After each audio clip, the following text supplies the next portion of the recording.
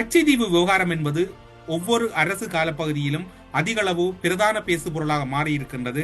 அமைச்சர் சந்திரசேகரனுடைய கருத்து என்பது இந்திய அரசை பொறுத்தவரையில் அவர்கள் மத்தியில் பெரும் அதிர்வலையை ஏற்படுத்தியிருப்பதாகவே கூறப்படுகின்றது. சர்வதேச சட்டத்தின் பிரகாரம் சட்டபூர்வமாகவே கச்சைதீவு இலங்கைக்கு கையளிக்கப்பட்டது. எனவே அதை ஒருபோதும் மீள கையகப்படுத்த முடியாது என்று கடற்றொழில் அமைச்சர் சந்திரசேகரன் அவர்கள் ஊடக சந்திப்பு ஒன்றிலே குறிப்பிட்டுவிட்டு, கச்சைதீவை இலங்கைக்கு வழங்கியது தவறு எனவும் அதனை மீளப் பெறுவோம் என்றாலும் கதைகள் கட்டவிழ்த்து விடப்படுவது வாக்கு வேட்டைக்காகவே என்கின்ற ஒரு கருத்தையும் கூறுகின்றார். இது என்னாலும் கூறப்படுகின்ற ஒரு கதை என்பதை, அதாவது இந்தியாவில் தேர்தல் நெருங்கி வருகின்ற போது இவ்வாறான ஒரு கருத்துக்கள் எல்லாம் முன்வைக்கப்படுகின்றவை காலாகாலமாக இடம்பெற்று வருகின்றது என்று கூறியவர், இந்திய வெளிவிவகார அமைச்சரும் சில நாட்களுக்கு முன்னர் இதே போன்றதொரு கருத்தையே வெளியிட்டிருந்தார். கச்சைதீவு இலங்கைக்கு வழங்கியது தவறு என்றார். அவர் வழங்கியது தவறு என்று கூறுவது அவருடைய நிலைப்பாடு. இதனை நாங்கள் ஒருபோதும் ஏற்றுக்கொள்ள முடியாது.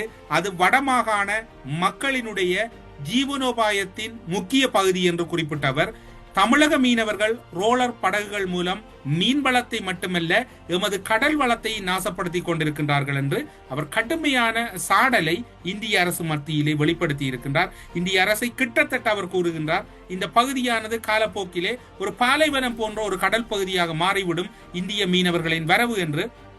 கடந்த காலங்களோடு ஒப்பிடுகையில் இந்திய அரசை நேரடியாக கடுமையான எதிர்த்த ஒரு கடற்தொழில் அமைச்சராக அமைச்சர் சந்திரசேகரன் அவர்கள் தென்பட்டிருக்கின்றார். அதனை மிக திட்ட தெளிவாக அவர் தன்னுடைய காணொளி மூலமும் வெளிப்படுத்தி இருக்கின்றார் ஊடகங்களுக்கு.